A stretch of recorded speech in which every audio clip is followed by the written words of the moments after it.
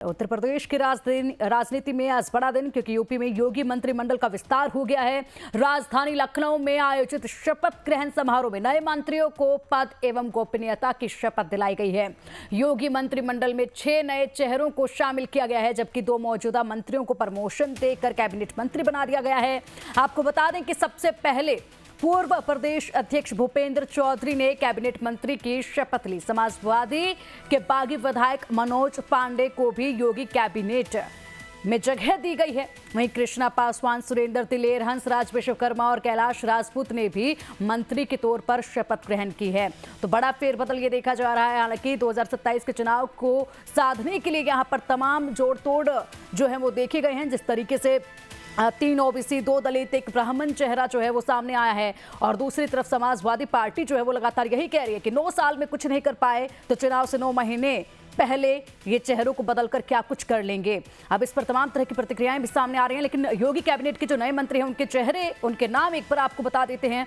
भूपेंद्र चौधरी, मनोज पांडे, सुरेंद्र तिलेर, कृष्णा पासवान, कैलाश राजपूत, हंसराज विश्वकर्मा जो कि बैंडबाजी के साथ अपने आवास से निकले थे। यूपी कैबिनेट में किसका प्रमोशन हुआ अब ये आपको बता देते हैं। सौमेंद्र तोमर, अजीत पाल कैबिनेट मंत्री हुए हैं, और इसी के साथ यहाँ पर चेहरे बदले गए। पूरा गणित लगाया गया है 2027 में चुनाव को साधने के लिए और क्षेत्र और समाज को साधने के लिए। क्या ग्राउंड जीरो पर इसका असर नजर आएगा, इस पर हम चर्चा करेंगे। लेकिन यूपी कैबिनेट का विस्तार हुआ और कुल मंत्री अब 54 हो चुके हैं। शपथ में नए मंत्री को प्रमोट किया गया, और इसी के साथ योगी कैबिनेट के जो नए मंत्री हैं वो आपके टेलीविजन स्क्रीन पर सामने चेहरे नजर आ रहे हैं। योगी मंत्रिमंडल में अब कुल मंत्री 54, डेप्यूटी सीएम 2, कैबिनेट मंत्री 19, स्वतंत्र प्रभार मंत्री 14 हैं और राज्य मंत्री 19 हैं। अभी भी 6 स्थान रिक्त, और इसी के साथ 6 नए चेहरे जो हैं वो नजर आए हैं। लेकिन फिलहाल ये जो सत्ता का संतुलन बनाने की पूरी कोशिश 9 महीने पहले की गई है, क्या ये काम कर पाएगी ये समझना पड़ेगा, क्योंकि समाजवादी पार्टी जो है पीडीए को लेकर चल रही है। समाजवादी पार्टी के सामने जो पीडीए अपना एक हुक्म का इक्का मान रही है, उसके सामने ये जो गणित है भारतीय जनता पार्टी का, ये कितना कामगार साबित होगा ये देखना होगा।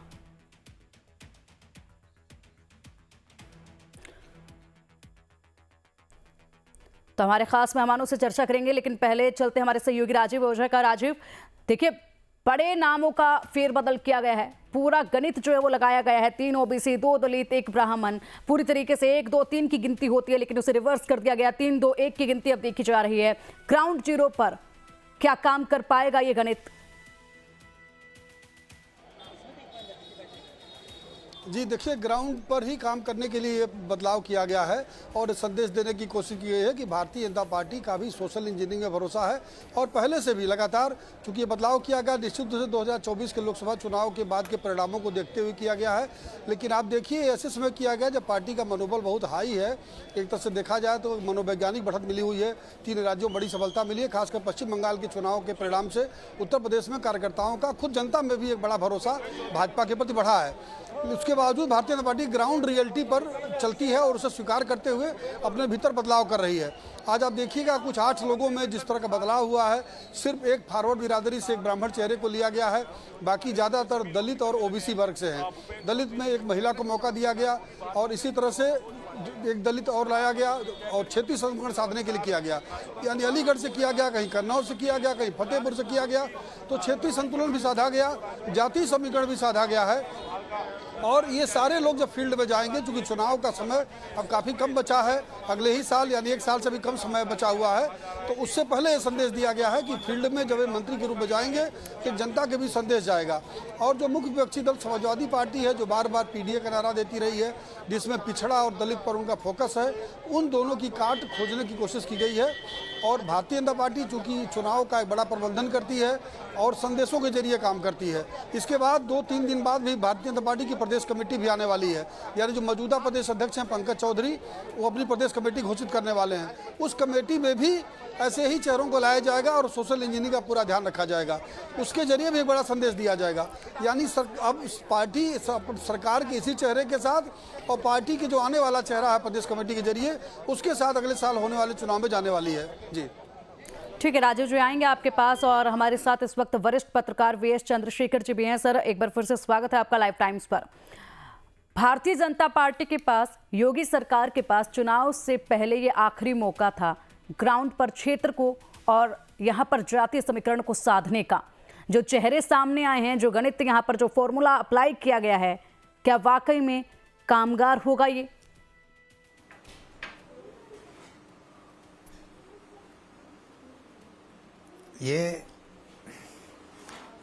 अभी आज का जो कैबिनेट एक्सपेंशन हुआ है, ये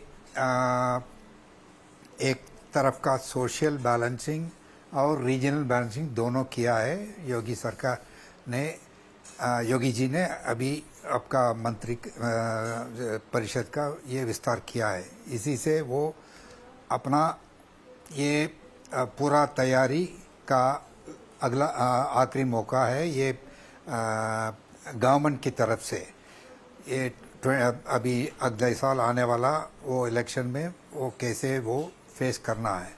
लेकिन इसमें दूसरा एक बड़ी बात है, वो जो 2024 लोकसभा इलेक्शन में जो कांग्रेस और सपा इनका जोड़ी कितना सक्सेसफुल हुआ है, उसका इम्पैक्ट कितना ये अगला साल इलेक्शन में पड़ेगा। ये 2-3 साल का वो कंटिन्यू करेगा या अगला साल ये दोनों मिलकर लड़ेगा, ये तो बहुत एक बड़ी बात है। क्योंकि अभी तमिलनाडु इलेक्शन में और वेस्ट बंगाल दोनों में जो भारतीय जनता पार्टी का जीत और इंडिया अलायंस का बहुत बड़ा झटका हुआ था। और स्टालिन भी अभी इंडिया अलायंस में है नहीं, वो पता नहीं है। ये जैसे कांग्रेस डीएमके को धोखा करके वो डिच करके वो टीवी के विजय का पार्टी के पीछे अभी गया है, इसका असर इंडिया अलायंस में कैसे होगा?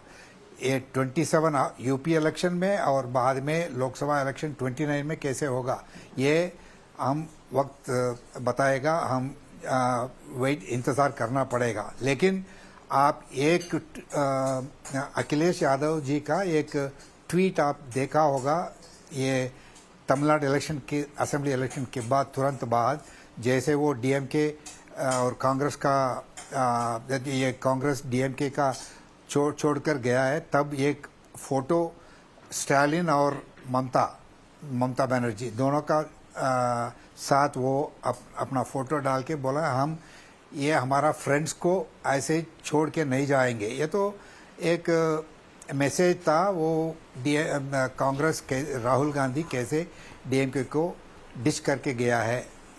सो इस संदर्भ में इतना रिलेशंस कैसे हो सकता है, इंडिया अलायंस में क्या इम्पैक्ट है और यूपी में खासकर ये इम्पैक्ट कैसा होगा वो हम देखना पड़ेगा। अगर कांग्रेस और सपा दोनों नहीं मिलके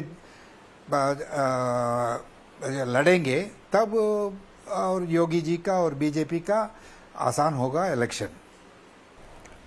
तो तब यहाँ पर योगी जी का इलेक्शन जो है आसान हो जाएगा। लेकिन यहाँ पर अगर देखा जाए तो भारतीय जनता पार्टी के सामने तो खैर यहाँ पर जो गणित उन्होंने अपनाया है वो काम कर ही जाएगा। लेकिन जो पीडीए समाजवादी पार्टी लेकर ढोल बजाते इस वक्त नजर आ रही है, वो कितना काम करेगी ये देखना होगा। क्योंकि यहाँ पर कैलाश माफ़ कीजिएगा, यहाँ पर एक बयान पहले ही भारतीय जनता पार्टी की तरफ से आ चुका है कि पीडीए इनका फर्जी है, पीडीए को लेकर खामाखां ढोल जो है वो बजाते घूम रहे हैं।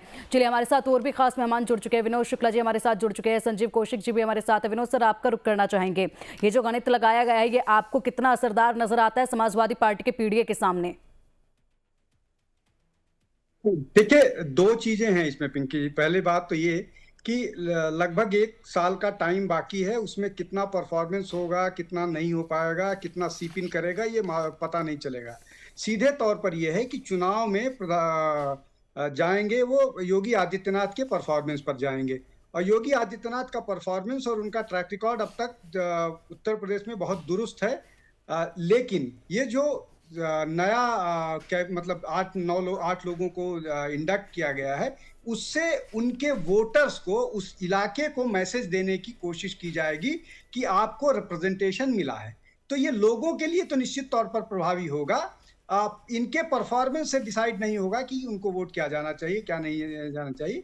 अब इसमें एक और महत्वपूर्ण बात है जो बहुत चर्चा हो रही है कि 2024 के चुनाव के बाद उत्तर प्रदेश के चुनाव योगी आदित्यनाथ के लिए मुश्किल हो गए हैं। मैं अभी इसी बात को चर्चा कर रहा था कि ये 2024 के लोकसभा चुनाव में जो मामला था वो 2-3 तरह के कंफ्यूजन थे। पहला ये कि संविधान में बदलाव आ जाएगा अगर भारतीय जनता पार्टी जीत जाएगी, आरक्षण खत्म हो जाएगा, और 10,000 रुपए का जो देने की बात कही थी। इस तीनों को लेकर के आया था, और जिसके कारण संविधान बदल जाएगा, इसके कारण दलितों का वोट शिफ्ट हुआ था, तो ये फर्क पड़ेगा। उसके बाद जो विधानसभा के उपचुनाव हुए, उसमें वही सब कुछ नहीं चल पाया और बुरी तरह से अपनी सीट लूज की समाजवादी पार्टी।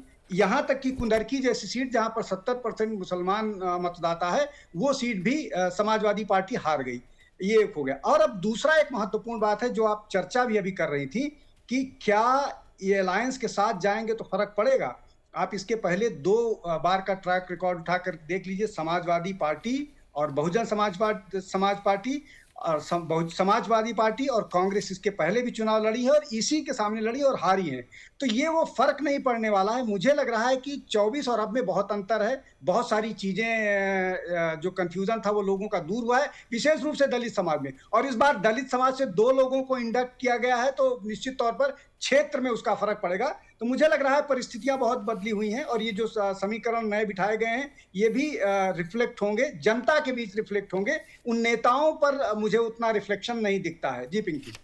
तो नेताओं पर इतना नहीं आपको नजर आता है विश्वास, लेकिन यहाँ पर जो गणित बिठाया गया है उसका साफ तौर पर असर जो है वो देखा जाएगा, आप ये कह रहे हैं। ठीक है, अगर बात की जाए तो यहाँ पर पश्चिमी यूपी, राकेश पांडे जी सवाल आपसे। पश्चिमी यूपी यहाँ पर बीजेपी के लिए एक बड़ा चैलेंज रहा है और यहाँ से जिस तरीके से भूपेंद्र चौधरी का नाम सामने आया है, क्या इस बार यहाँ के वोटर्स को साधने में भाजपा कामयाब रहेगी? क्या ये जो चैलेंज हमेशा देखे जाते थे अब यहाँ की राह काफी आसान होती नजर आएगी भूपेंद्र चौधरी के जरिए?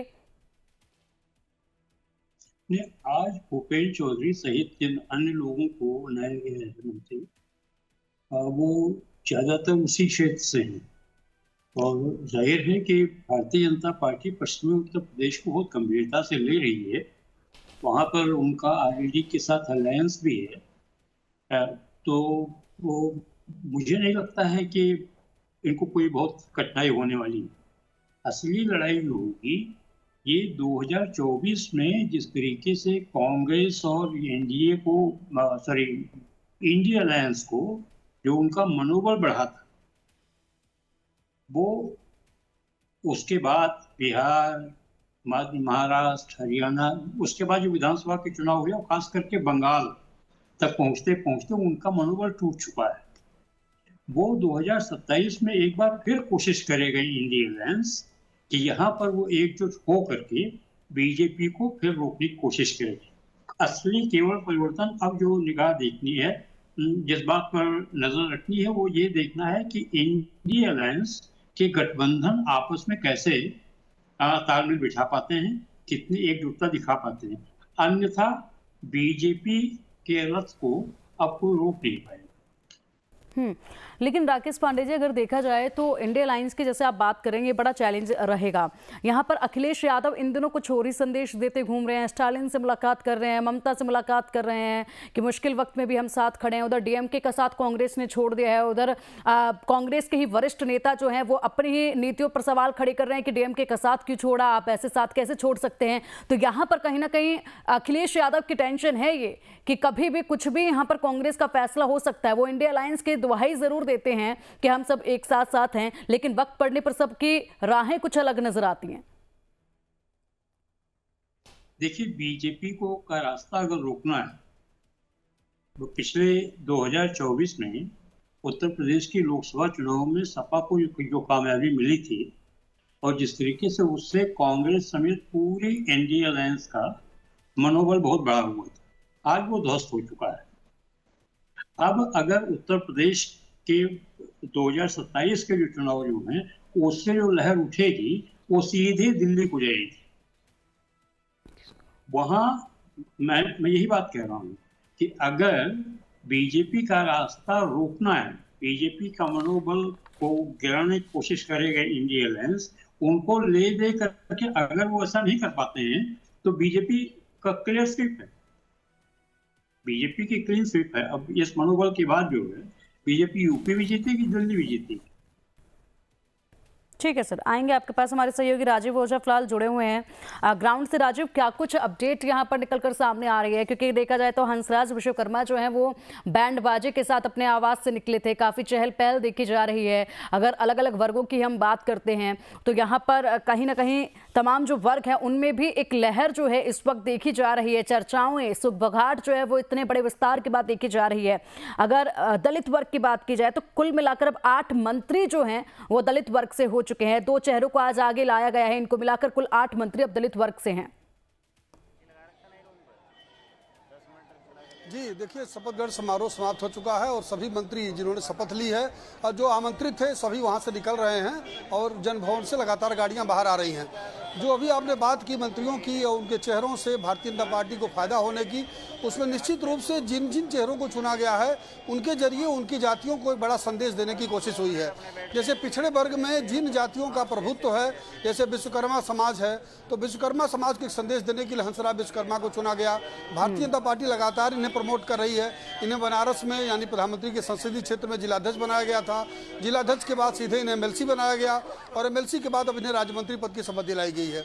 इसी तरह से अलीगढ़ में सुरेंद्र दिलेर को लाया गया है, वो एससी समाज से आते हैं और उनका एक पारिवारिक बैकग्राउंड भी राजनीति का रहा, उनके परिवार में सांसद रहे हैं लोग इससे पहले। ऐसे चेहरों को चुना गया है जिनके जरिए संदेश जाए। जो तोमर हैं, सोमेंद्र तोमर, उनको पुरानी कैबिनेट में पहले से थे, उन्हें प्रोन्नति दी गई है। तो ऐसे चुन चुन करके लोगों को सामने लाया गया है जिनके जरिए उनकी जातियों को एक बड़ा संदेश दिया जाए और खासकर जिन जातियों का पिछड़ा वर्ग में प्रभुत्व है, ऐसे लोगों को चुना गया है। इसमें काफ़ी कवायद हुई है, लंबा मंथन हुआ है, लगातार जो बैठकें चल रही थी पिछले 6 महीने से वो इस पर काम हो रहा था और ये नाम निकल कर सामने आए हैं। कुछ जो नाम नहीं बन पाए, जैसे एक महिला विधायक भाजपा की आशा मौर्य, उनका नाम बहुत चर्चा में आ गया था। आज उन्होंने सोशल मीडिया प्लेटफॉर्म पर अपनी प्रतिक्रिया लिख करके अपनी पीड़ा व्यक्त की है और दुख जताया है। हालांकि उन्होंने कहा कि वो पार्टी की समर्पित हैं और काम करती रहेंगी, लेकिन नाम सामने आने से, मीडिया के फ़ोन उनके पास आने से, कार्यकर्ताओं के उत्साह से थोड़ा उन्हें निराशा हुई है कि उन्हें मौका नहीं मिला है। लेकिन ऐसे कई नाम और उछले थे, लेकिन पार्टी उन्हें नए दायित्व देगी। अभी आने वाले दिनों में संगठन का विस्तार होना है, कुछ उसमें लोग समायोजित किए जाएंगे। तो पार्टी कुल मिलाकर के अपना सारा संगठन से लेकर सरकार तक का सारा ढांचा दुरुस्त कर रही है, क्योंकि उससे अगले साल चुनाव में जाना है। ये सारी कवायद इसीलिए हुई है और मंत्रिमंडल विस्तार पर सोशल इंजीनियरिंग के दृष्टिकोण से देखा जाएगा और क्षेत्रीय संतुलन से देखा जाएगा तो कोई भी सवाल नहीं उठा पाएगा। जी ठीक है, यानी कि यहाँ पर जो अंदर खाना का संतुलन है वो भी बनाए रखना, इसको बैलेंस करना भी बेहद ज़्यादा ज़रूरी है। कोई भी रूठे नहीं और रूठे तो कोई नुकसान पार्टी को ना पहुँचे। जिस तरीके से कांग्रेस में हम देखते आए हैं कि अंदर खाने में ही इतनी कलह होती है कि एक एक फैसला लेना कांग्रेस के लिए बड़ा भारी पड़ता है, बड़ा मुश्किल हो जाता है। तो इसीलिए यहाँ पर इन तमाम पहलुओं को भी साधने की कोशिश भारतीय जनता पार्टी करते नजर आएगी। वीएस चंद्रशेखर सर, आपके पास आना चाहूँगी। यहाँ पर भारतीय जनता पार्टी की एक चीज़ तो है, फैसले जब लिए जाते हैं तो अंदर खाने में बैलेंस बखूबी बनाकर रखा जाता है। बहुत सारे ऐसे चेहरे थे जिनको उम्मीदें थी कि उनका नाम हो सकता है, आज वो भी शपथ ग्रहण करेंगे, लेकिन कहीं ना कहीं उनके नाम पीछे रहे। थोड़ी नाराजगी जरूर है, लेकिन भारतीय जनता पार्टी इन्हें भी बैलेंस करने में काफी माहिर है।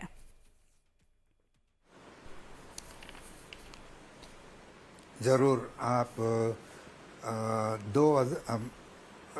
1990 से भी आप उनका हिस्ट्री देखेंगे तो आप कैसे वो मंदिर का मूवमेंट के बाद कैसे हिंदू सोसाइटी का वो जो खासकर पिछड़े वर्गों का कैसे जुड़ा रहा था, वो 2014 के बाद और भी आगे बहुत स्टेप्स लेके उनको वो इकट्ठा कर रहा है। इसीलिए वो एक्सेप्ट मुस्लिम्स माइनॉरिटीज़, ये हिंदू सोसाइटी का बहुत कंसोलिडेशन कर रहा है। इसलिए आप यूपी में खासकर वो बीजेपी का इतना आसान ये किया है वो समाजवादी पार्टी भी अपना ये 2024 में समाजवादी पार्टी अच्छा किया है क्योंकि बाकी पिछले दलित अल्पसंख्यकों का एक अलायंस बनाया था। बट दूसरा साथी बोला है वो उसमें एक उस इलेक्शन में एक कॉन्स्टिट्यूशन के बारे में एक डाउट क्रिएट करके इंडिया अलायंस वो बीजेपी के अच्छी तरह से हराया था। बट वो इश्यू अभी उभर कर कोई नहीं है, इसीलिए वो 2027 में ऐसे बीजेपी के इतना बड़ा खास कुछ इश्यू नहीं है उनके खिलाफ जा सकता है, क्योंकि वो योगी जी का पर्सनल इमेज बहुत अच्छा है, उनका खिलाफ कोई करप्शन का इमेज नहीं है और उसका होल्ड ओवर द गवर्नमेंट, उसका परफॉर्मेंस उसमें कोई कमी नहीं है। इसीलिए वो बीजेपी के इस आने वाला इलेक्शन का सामने करना थोड़ा ये कोई भी कुछ बड़ा इश्यू नहीं है। तो यानी कि टफ फाइट भी जो है वो नहीं देखी जाएगी, जिस तरीके से आप कह रहे हैं कि योगी के चेहरे पर ही इतना विश्वास है उत्तर प्रदेश की जनता को कि राहें आसान हैं, और ऊपर से जो समाज को और जो क्षेत्र को साधने का पूरा गणित था, वो जो पूरा फॉर्मूला था, वो भी उन्होंने अब अप्लाई कर दिया है। हालांकि विनोद शुक्ला जी, अखिलेश यादव कह रहे हैं कि 9 साल से कुछ नहीं कर पाए तो 9 महीने में क्या कर लेंगे, चेहरे बदल देने से हो ही क्या जाएगा। कि ये कोरम होता है किसी भी विपक्षी दल के लिए, ये मिनिमम कंपल्शन होता है कि कोई इस तरह की गतिविधि हो तो उसके बारे में कुछ ना कुछ बोले।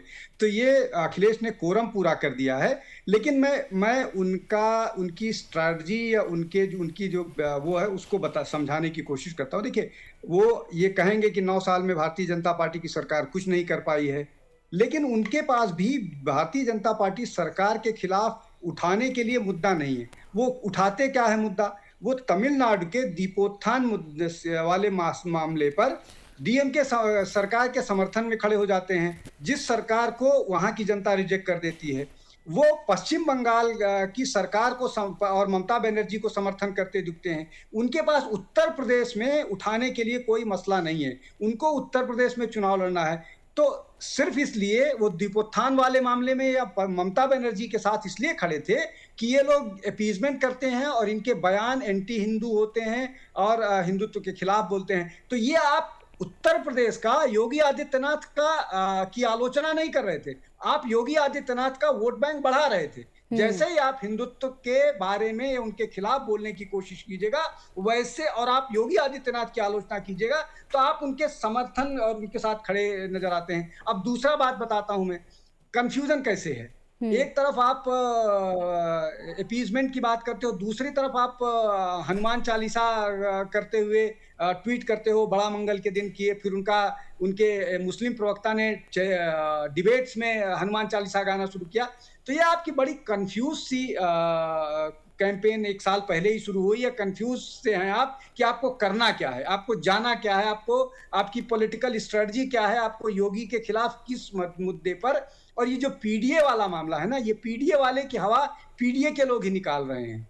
तो और दूसरा है कि जैसे आप पीडीए की बात कीजिएगा, बाकी तरफ पोलराइजेशन हो जाएगा। आपने पश्चिम बंगाल में देखा, पश्चिम बंगाल में जहां 70% और 30% वाला मामला था, जब वहां पर आप पोलराइजेशन की बात कीजिएगा तो एक दूसरी तरफ का भी पोलराइजेशन होगा। तो उत्तर प्रदेश में तो फिर भी 18-19% की बात है, और उसमें भी अब बहुत सारा पसमानदा और क्या क्या मुश्किल हो गया है। दूसरी तरफ भारतीय जनता पार्टी और वो बाकी ओबीसी को अपने साथ कर रही है, प्लस जो उनका कोर वोट बैंक है, समाजवादी पार्टी का कोर वोट बैंक है, वो माने चाहे नहीं माने यादव वोट बैंक को एक साथ करने की कोशिश करते हैं। भारतीय जनता पार्टी ने बहुत सारे तरीके से यादव वोट बैंकों में सेंध मारी, जो परिणाम बिहार में दिखा। तो आपको भारतीय जनता पार्टी को या योगी आदित्यनाथ को हराने के लिए बहुत सारी स्ट्रैटेजीज ऐसी बनानी पड़ेंगी जो अभी बनती हुई दिख नहीं रही हैं। आप ट्रैप में उल्टा फंस जा रहे हैं। जो हिंदुत्व की राजनीति कर रहे हैं, आप उसी को वो करनी चाहिए। ठीक है, एक गांव ठीक में है। कहावत कही जाती है कि विनोद राम सर, खुदाई के माफी के चक्कर साथ में रोकना तो अखिलेश राम चाहूंगी। खुदाई 2027 में उत्तर प्रदेश में चुनाव होने हैं। चुनाव से ठीक पहले यहाँ पर गहमा गहमी जो है यूपी में शुरू हो चुकी है, क्योंकि यहाँ पर हर वर्ग को, हर क्षेत्र को साधने की कोशिश भारतीय जनता पार्टी की तरफ से की जा रही है। तो दूसरी तरफ समाजवादी पार्टी से अखिलेश यादव एक संदेश बार बार दे रहे हैं इंडिया अलायंस को एकजुट रहने के लिए, आने वाले चुनाव को लेकर, खास करके कांग्रेस को लेकर। इसी को समझने के लिए हमारे साथ खास मेहमान जुड़े हुए हैं। विनोद शुक्ला जी वरिष्ठ पत्रकार हमारे साथ जुड़े हुए हैं, राकेश पांडे जी हमारे साथ जुड़े हुए हैं, वीएस चंद्रशेखर जी हमारे साथ जुड़े हुए हैं, और इसी पर हम चर्चा करेंगे। अगर बात की जाए तो जिस तरीके से इस वक्त ये तमाम जो पहलू चल रहे हैं, राकेश पांडे सर आपका रुख करना चाहूंगी। यहाँ पर बहुत सारी चीज़ें जो हैं उत्तर प्रदेश की राजनीति में देखी जाती है। उत्तर प्रदेश की राजनीति और बिहार की जो राजनीति है उनमें जातीय समीकरण को साध कर चलना एक बेहद बड़ा चैलेंज होता है, और उसको सटीकता के साथ साध लिया तो समझिए सत्ता आपकी है। बिहार में भी और उत्तर प्रदेश में भी, दोनों ही जगह पर ये देखने को मिलता है, ज़्यादातर हिस्सों में यही देखने को मिलता है। लेकिन यहाँ पर एक बड़ी दिलचस्प बात ये सामने आई है। अगर हम दलित वर्ग की बात करते हैं तो देखिए, कृष्णा पासवान जिनको आज मंत्रिमंडल में जगह मिली है, एक वक्त पर वो आंगनबाड़ी कार्यकर्ता हुआ करती। एक बड़ा संदेश ये दलित वर्ग को गया है इस नाम के साथ।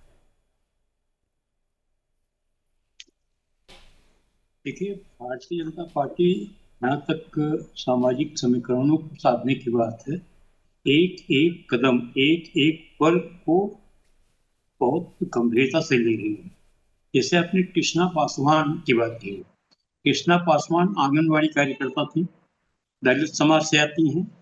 उनकी बहुत बड़ी स्वीकार्यता है महिलाओं के बीच में, खास करके दलित वर्ग की महिलाओं के बीच में, और जो आंगनबाड़ी कार्यक्रम से जुड़ी हुई महिलाएं। तो ये हुई एक बात। रही, इस देश की पूरी राजनीति ही जातीय और सामाजिक समीकरणों पर चलती है।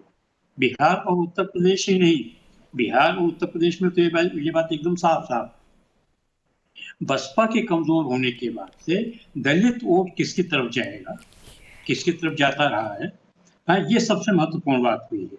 2014 से लेकर के 2014 में भी किसी को उम्मीद नहीं थी कि भारतीय जनता पार्टी को अकेले दम पे बहुमत मिलेगा। एनडीए की तो अलग बात थी, लेकिन उसके बाद से जो भारतीय जनता पार्टी के पक्ष में एक स्वाभाविक समीकरण बनता जा रहा है, सामाजिक समीकरण जो है, वो नरेंद्र मोदी की अपनी लोकप्रियता और स्थानीय समीकरण और बसपा का कमजोर होते जाना, और 2014 के बाद जो 19 में जो कामयाबी मिली बीजेपी को, वो इनकी जो समाज कल्याण से जुड़ी जो इनकी योजनाएं थी, एक बार हुआ। 2024 की बात मैं बार बार इसलिए करता हूँ क्योंकि 2014 के बाद 2024 पहला वो मुकाम था जहां गैर भाजपा पार्टियों के गठबंधन को, गैर कांग्रेस समेत इन लोगों को एक उम्मीद की किरण लगी कि ये भाजपा को रोक सकते हैं। लेकिन उसके बाद जो विधानसभाओं के चुनाव हुए, महाराष्ट्र, हरियाणा, बिहार और अंत में असम, फिर ये बंगाल में जो हुआ, उसके बाद से उनका मनोबल एकदम टूट गया है। अब 2027 का चुनाव जो है वो एक बड़े पड़ाव की तरह, उसमें दोनों की ताकत जो है आजमाई जाएगी, और उससे जो हवा निकलेगी वो 2029 तक चलेगी। अभी तक जो परिस्थितियां हैं वो भारतीय जनता पार्टी के पक्ष में है। खास करके बंगाल जीतने के बाद भाजपा कार्यकर्ताओं का मनोबल बढ़ा हुआ है, और जिस तरीके से अखिलेश ममता बनर्जी से मिले, स्टालिन से मिले, और जो बातें कर रहे हैं वो कोशिश करेंगे, वो समझ रहे हैं कि भारतीय जनता पार्टी को अगर उत्तर प्रदेश में रोकना है या 2024 जैसा भी कुछ करना है, तो भी उन्हें इन दलों को साथ लेकर के इंडिया अलायंस को मजबूत करना पड़ेगा। लेकिन पेच है कि कांग्रेस इसमें क्या भूमिका निभाएगी। तो अब के बाद से उत्तर प्रदेश की राजनीति जो है ये बहुत कई कोणों से बहुत संवेदनशील, बहुत जटिल और बहुत रणनीति की परीक्षा है। हाँ बिल्कुल, रणनीति की परीक्षा है। और देखिए, कांग्रेस पर बहुत कुछ निर्भर करता है कि कांग्रेस यहाँ पर क्या भूमिका जो है वो निभाने वाली है। क्योंकि अगर चंद्रशेखर सर अगर समझा जाए तो देखिए, बंगाल में देखिए राहुल गांधी कितने ही गए थे बंगाल में प्रचार करने के लिए, उसको भी बिल्कुल पूरी तरीके से उस मैदान को छोड़ दिया था कि जितनी सीट आएगी, खाता खुलेगा नहीं खुलेगा कोई ज्यादा फर्क हमें पड़ता नहीं, वहां पर इतनी मेहनत उनकी नजर आई नहीं। अब क्या यहाँ पर अखिलेश यादव जो संदेश दे रहे हैं ममता बनर्जी से मिलकर, स्टालिन से मिलकर, वो इनडायरेक्टली जो राहुल गांधी को, कांग्रेस को संदेश देने की कोशिश कर रहे हैं, तो इसका मतलब ये है कि उनके अंदर एक भय है कि यहाँ पर कांग्रेस को एकजुट होना होगा, साथ होना होगा। क्या भूमिका कांग्रेस की आपको नजर आती है? क्योंकि देखिए, भारतीय जनता पार्टी की तैयारियां पूरी हैं, पूरी तरीके से मोर्चा हर खाने में संभाला हुआ है, सभी वोटर्स को साधने की पूरी कोशिश है। कांग्रेस की भूमिका देखिए, इस समय जो है भारतीय जनता पार्टी ने गेंद अपोजिशन के पाले में डाल दी। अब अपोजिशन में एक खेल मचा हुआ है कि कौन किस भूमिका में आएगा। क्योंकि और इंडिया अलायंस में दूसरा संकट कि कांग्रेस जो है वो नेतृत्व की भूमिका किसी और को देना नहीं चाहती। कांग्रेस की उत्तर प्रदेश में अपनी कोई बहुत मजबूत स्थिति नहीं है, और अखिलेश अभी ऑफ लेट जो एक चीज दिख रही है कि जिस तरीके से अखिलेश यादव ने ममता बनर्जी से मुलाकात की, स्टालिन से मुलाकात की, जो प्रोएक्टिव रोल इनका रहा है, मुझे ऐसा लगता है कि कहीं न कहीं अखिलेश यादव आने वाले दिनों की राजनीति में अपने आप को प्रतिपक्ष की राजनीति में महत्वपूर्ण भूमिका में लाने की, स्थापित करने की कोशिश में है। ठीक है, ये बात कांग्रेस को कितनी हजम होगी ये देखना है। ठीक है, ठीक है। चंद्रशेखर सर, सवाल यही मेरा आपसे भी है, कांग्रेस की क्या भूमिका आपको आने वाले दिनों में उत्तर प्रदेश में देखने को मिलती है? ग्राउंड जीरो पर किस तरीके से कांग्रेस काम कर रही है? समाजवादी पार्टी अब यहां पर क्या तोड़ निकालेगी? जो क्षेत्रीय और जातीय समीकरण साधने की पूरी कोशिश भारतीय जनता पार्टी ने कर दी है हर खाने यहां पर अपने काबू में करने की, इसका क्या काट जो है वो समाजवादी पार्टी अखिलेश यादव निकाल पाएंगे?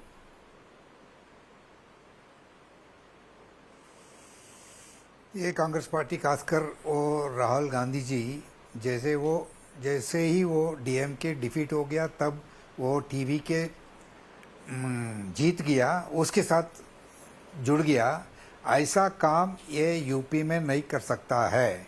क्योंकि ये अखिलेश अपोजिशन पॉलिटिक्स यूपी में अभी भी अखिलेश ये पोल पोजीशन में है, बट अखिलेश यादव जी का भी वो कांग्रेस का सपोर्ट चाहिए, और अखिलेश जी और कोई पार्टी आ सकता है, वो उस जुड़ने में वो काम करना पड़ेगा। ये जैसे वो बीएसपी ने किसी संकेत नहीं दिया, किसी के साथ जा रहे, किसी के नहीं जा रहे, लेकिन आज़ाद साहब का एक वो चंद्रशेखर आज़ाद साहब का संगठन है, उसके साथ ये अखिलेश यादव अलायंस एक कर सकता है, और वही ये पिछला दलित अलायंस का, अल्पसंख्यकों का अलायंस का कुछ मजल हो सकता है। इसीलिए वो भले ही कांग्रेस वो डीएमके और जीएमके के छोड़ सकता है, लेकिन इधर ये कांग्रेस ऐसा स्थिति में नहीं है, ये किसी को छोड़ नहीं सकता है। ये बेसिकली वो एसपी के साथ और बाकी सब पार्टीज कोई आ सकता है, उनको ये जुड़ने में वो दोनों पार्टियां मिल के काम करना पड़ेगा, तभी वो कुछ बीजेपी को फेस कर सकते हैं, नहीं तो बीजेपी को हराना मुश्किल है। बीजेपी को हराना मुश्किल है, यानी कि अभी देखिए बहुत लंबा वक्त बचा है, लेकिन अभी से तस्वीर जो है, जिस तरीके से चंद्रशेखर सर आप बता रहे हैं, तस्वीर तो आप बिल्कुल साफ बता रहे हैं कि बीजेपी को हराना मुश्किल है। तो समाजवादी पार्टी का तो मनोबल यहाँ पर यही गणित देखकर ही टूट जाएगा, जिस तरीके से आज बड़े फैसले लिए गए हैं, मंत्रिमंडल विस्तार किया गया है। विनोद शुक्ला जी, तो समाजवादी पार्टी किस तरीके से काम करेगी अब? देखिए पिंकी, मुझे लगता है कि समाजवादी पार्टी अपने पीडीए के जो उसका एजेंडा है उस पर पूरी तरह से काम करेगी, लेकिन उसमें मुश्किल ये है। केशव प्रसाद मौर्य ने अखिलेश यादव के पीडीए को लेकर कहा है कि इनका पीडीए फर्जी है, कोई पीडीए नहीं है इनका और इससे कोई फर्क नहीं पड़ता। जी, मैं वही एक्सप्लेन करने की कोशिश कर रहा हूँ। मैं फर्जी कौन होता हूँ कहने वाला, लेकिन मैं एक्सप्लेन करने की कोशिश करता हूँ। क्योंकि पहली बात कि पीडीए के जो 3 कॉन्स्टिट्यूएंट्स हैं, पिछड़ा, दलित और अल्पसंख्यक। अल्पसंख्यक वोट कहीं नहीं जा रहा है। अल्पसंख्यक वोट समाजवादी पार्टी के साथ टिकेगा। अगर किसी के साथ अलायंस में जाते हैं, नहीं जाते हैं, तब भी उनको 90% के आसपास वोट वो करेंगे। तो अल्पसंख्यक के साथ दिक्कत नहीं है। अब बचा दलित और पिछड़ा। तो पिछड़े में वो किस कौन के साथ है? पिछड़े में उत्तर प्रदेश में का उप मुख्यमंत्री पिछड़ा है। अभी जितने सारे नए लोग आए हैं उसमें सबसे ज्यादा पिछड़ों को शामिल किया गया है। तो और पूरा मंत्रिमंडल में पिछड़ों की बड़ी संख्या है। तो कौन सी पिछड़े उनके साथ हैं और भाजपा के साथ पिछड़े क्यों नहीं जाएंगे? अब आते हैं दलित पर। दलित में बहुत सारे हिस्सेदार हैं। दलित में मायावती जी हिस्सेदार हैं। दलित में चंद्रशेखर आजाद रावण हिस्सेदार हैं। दलित में भारतीय जनता पार्टी हिस्सेदार है और भारतीय जनता पार्टी के पास दलितों की अच्छी संख्या है। अभी 2 लोग को शामिल किया गया है। एक जो कौशाम्बी का इलाका है, खागा, वहां से शामिल किया गया है, वो जो कृष्णा पासवान है। और दूसरा दिलेर साहब। तो दिलेर साहब का तो पॉलिटिकल बैकग्राउंड है, लेकिन खागा वाली जो है उनका कोई पॉलिटिकल बैकग्राउंड नहीं है, लेकिन महिलाओं के बीच पॉपुलर हैं। उससे ज्यादा महत्वपूर्ण बात है, उसका मैसेज ये है कि भारतीय जनता पार्टी में ऐसे लोगों को भी महत्व दिया जाता है जो बहुत नीचे से उठ करके आए हैं और उनको इस तरह की जिम्मेदारी दी जा सकती है। तो ये जो पीडीए वाला नारा है वो स्टैंड ही नहीं करता है। पीडीए वाला नारा स्टैंड नहीं करता है। और बाकी प्रदेशों की तुलना में अगर जो एक बड़ा वर्ग है जिसको सबसे ज्यादा आउटकास्ट माना जाता है राजनीति में, वो अपर कास्ट है आजकल। तो अपर कास्ट की क्या सिचुएशन है? उत्तर प्रदेश में अपर कास्ट जो है 25 से 28% है। 12% ब्राह्मण, 9-10% राजपूत, उसके बाद बनिया और भी बहुत छोटी छोटी सब कास्ट हैं। तो अब जैसे जाट को लेकर के बहुत सारा है कि कहीं पर वो ओबीसी है, कहीं पर नहीं है, लेकिन उत्तर प्रदेश में शायद नहीं है। तो ये एक बड़ा वो है। तो 28% है, वो किधर जा रहा है? क्या आप जब इस तरह की बात कीजिएगा कि एक कास्ट को आप लगातार गाली दीजिएगा तो वो आपके साथ खड़ा होगा? नहीं होगा। तो ये बहुत सारे अनसुलझे उत्तर हैं, मतलब अनसुलझे प्रश्न हैं जिनका उत्तर आएगा और वो आखिरी समय पर आता है। लेकिन ये तो मतलब ये जो अपर कास्ट है वो कहीं नहीं जा रहा है, वो भारतीय। तो जो पश्चिम बंगाल के बारे में कहा जाता है कि पश्चिम बंगाल में तृणमूल कांग्रेस की गिनती 30% से शुरू होती है, तो उत्तर प्रदेश में आप ये मान के चलिए कि भारतीय जनता पार्टी की गिनती 25% से होती है। उसके बाद उनके पास बड़ी संख्या में ओबीसी हैं, दलित हैं। तो क्या इस कास्ट समीकरण को, क्या इस गणित को समाजवादी पार्टी कहीं से चैलेंज करती हुई नजर आती है? मैं नारों पर नहीं जा रहा हूं, मुझे तो चैलेंज करता हुआ नहीं दिख रहा है पिंकी। और मुझे लग रहा है कि ये उनके लिए बड़ी चुनौती है। क्या वो अपर कास्ट को अपनी तरफ ले पाएंगे? क्या वो ओबीसी पूरी तरह से अपने साथ ले पाएंगे? दलितों में वो कितना तोड़ पाएंगे?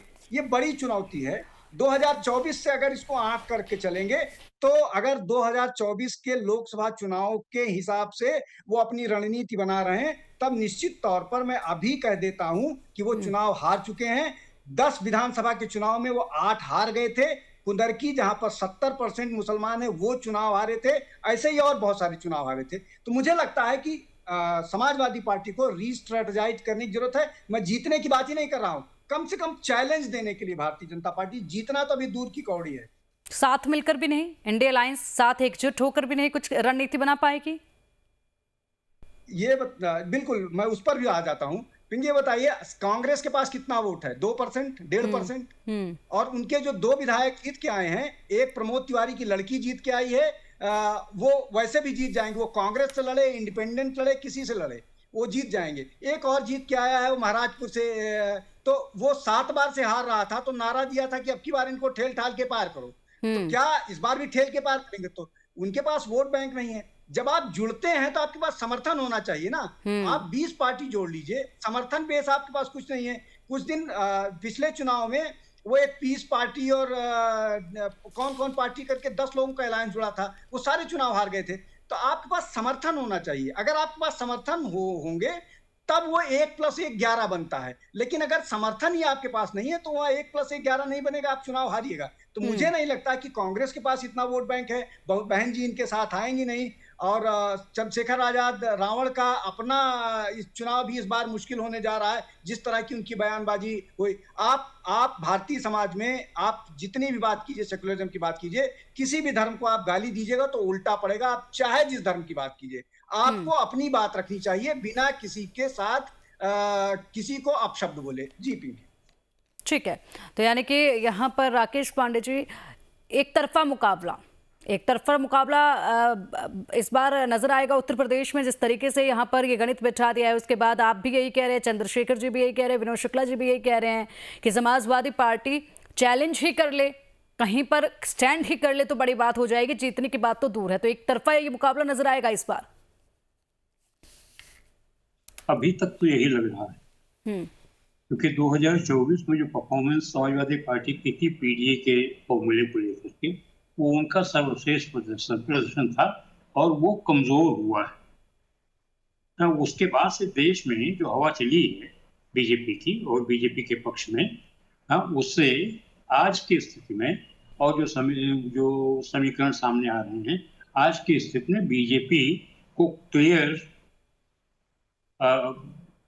एडवांटेज मिल रही है और समाजवादी पार्टी को अपने पत्ते बहुत, मतलब गठबंधन करना, किससे करना, इंडिया अलायंस को क्या करना, सारा कुछ जो है बहुत मजबूती से अगर कर पाएंगे तो चैलेंजिंग पोजीशन में आएंगे, नहीं तो अभी तो एक तरफा लग रहा है।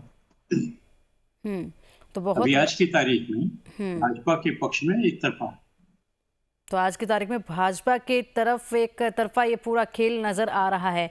ग्राउंड पर बहुत ज़्यादा काम करने की ज़रूरत है। अखिलेश यादव कह रहे हैं कि 9 महीने में ये कुछ नहीं कर पाएंगे, 9 साल में नहीं कर पाए, तो यहाँ पे मतलब उल्टा अखिलेश यादव पर ही ये डायलॉग पड़ता है जो भारतीय जनता पार्टी के लिए चंद्रशेखर सर कह रहे हैं। तो क्या कुछ ऐसा रणनीति अपनाई जाए इंडिया अलायंस की तरफ से, या फिर केवल अगर बात की जाए समाजवादी पार्टी की तरफ से ही, तो क्या ऐसे मुद्दे उठाए जाए, क्या ऐसी रणनीति अपनाई जाए, किस तरीके से जनता का विश्वास जीता जाए तो कहीं तो स्टैंड करे समाजवादी पार्टी?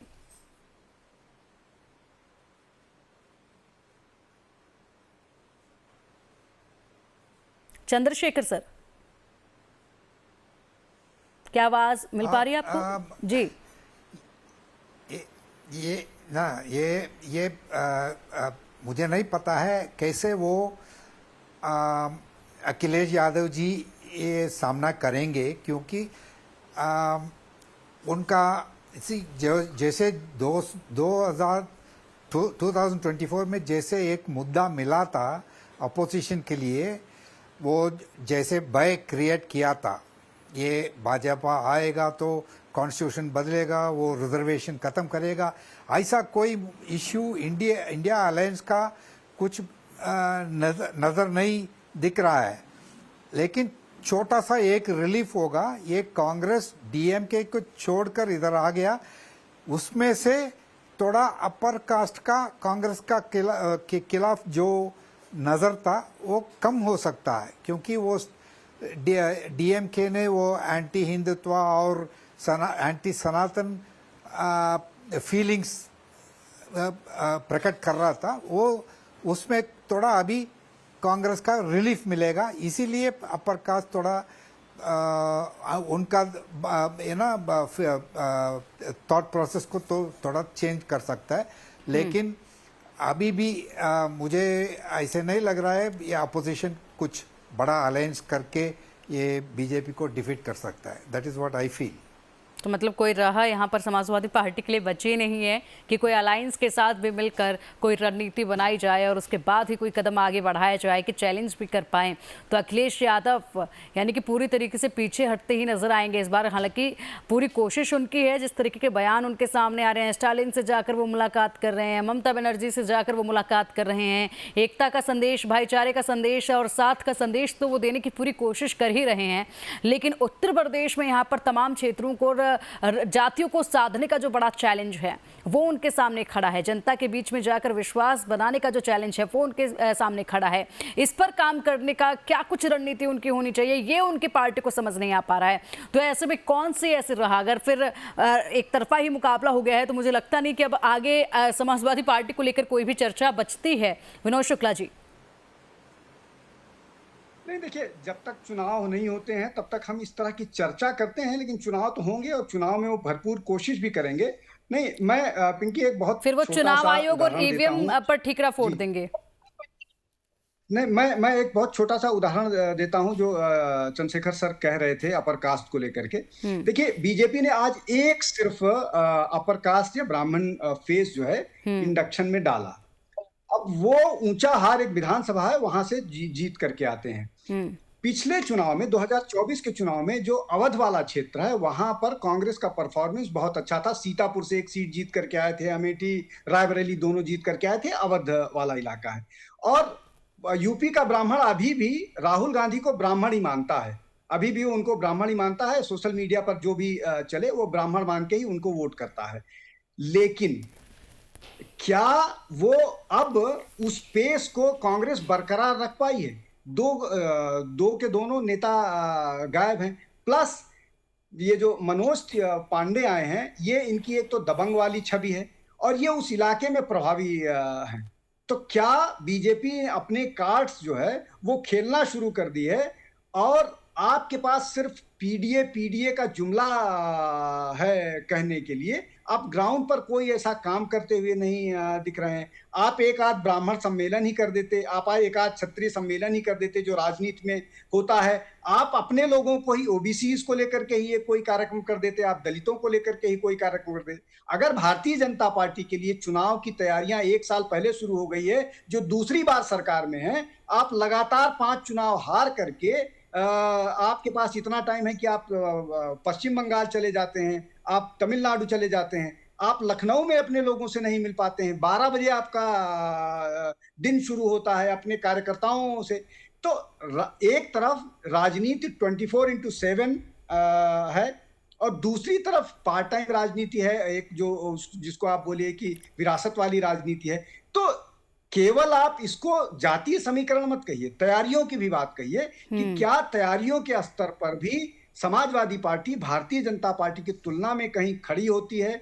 और जिस तरह का माइक्रो मैनेजमेंट वो करते हैं, इम्पॉसिबल स्टेट जो है, आप चाहे चुनाव आयोग पर जितना ठीकरा फोड़ें, इम्पॉसिबल स्टेट अगर वेस्ट बंगाल में वो कर सकते हैं, तो उत्तर प्रदेश जहां वो 72 लोकसभा 73 लोकसभा जीत चुके हैं और 65 लोकसभा जीत चुके हैं और 300 से ऊपर सीट जीत चुके हैं, वो अपनी तैयारियों में अभी से लग गए हैं। तो क्या ये मुकाबला इस दृष्टि से भी ये पसंगा या एक तरफा नहीं है? तो ये एक बड़ी स्थिति है। इसको निश्चित तौर पर ये बड़ा अजीब सा लगता है कि जब आप किसी राजनीतिक दल के बारे में बोलिए कि वो तैयारियों में इतना पिछड़ गया है कि चुनाव एक तरफा है, ये होना भी नहीं चाहिए, डेमोक्रेसी के लिए बहुत अच्छी बात नहीं है। बिल्कुल। लेकिन दिक्कत ये है कि जो लोग डेमोक्रेसी के झंडा बरदार हैं, वो अपनी स्ट्रेटजी में बुरी तरह से पिछड़े हैं, फिसड्डी हो गए हैं। उनको तैयारी करनी चाहिए। हमारी सबकी शुभकामनाएं पत्रकार के तौर पर यही हो सकती है कि आप बेहतर कीजिए। और जब तक डेमोक्रेसी में इस तरह की स्थिति नहीं होती है, लोगों को सही चीजें नहीं मिलती है, न्याय नहीं मिलता, लेकिन वो होता हुआ नहीं दिख रहा है हर दृष्टि से। जातीय समीकरण, चुनावी तैयारियां, बाकी और स्ट्रेटजी या आपके पास कन्विक्शन, आपका जो परसेप्शन है, वो सब में आप पीछे हो रहे हैं। जिन चीजों की मैं बात कर रहा हूं, तो ये मुझे नजर आता दिख रहा है। मैंने आपको रायबरेली वाला उदाहरण दे ही दिया। वैसा ही उदाहरण बाकी 10 के साथ आप जोड़ लीजिए जिनको आज मिला है कैबिनेट में नई जिम्मेदारी। 8 को मिला है, 6 को मिला है, 2 लोगों को की पदोन्नति हुई है। बिल्कुल सही, बिल्कुल सही कह रहे हैं सर आप। यहाँ पर ऑपोजिशन को मजबूत होना होगा, जनता के लिए भी मजबूत होना होगा। और वाकई में ये दिख भी रहा है कि किस तरीके से भारतीय जनता पार्टी बहुत पहले से तैयारियां शुरू कर देती है। जातियों को साधने की शुरुआत उनकी हो चुकी होती है चुनाव से 1-1 साल पहले, 2-2 साल पहले, और शुरुआत से ही इस पर काम जो है वो किया भी जाता है। बड़े फैसले लिए जाते हैं, भले ही 9 महीने का वक्त रहा हो। समाजवादी पार्टी इसको सिर्फ चेहरे बदलने की रणनीति मान रही हो, लेकिन भारतीय जनता पार्टी तो पूरा गणित सेट कर चुके हैं यहाँ पर जनता के बीच में। एक बड़ा संदेश जो है ये बदलते चेहरों के साथ दे चुकी है।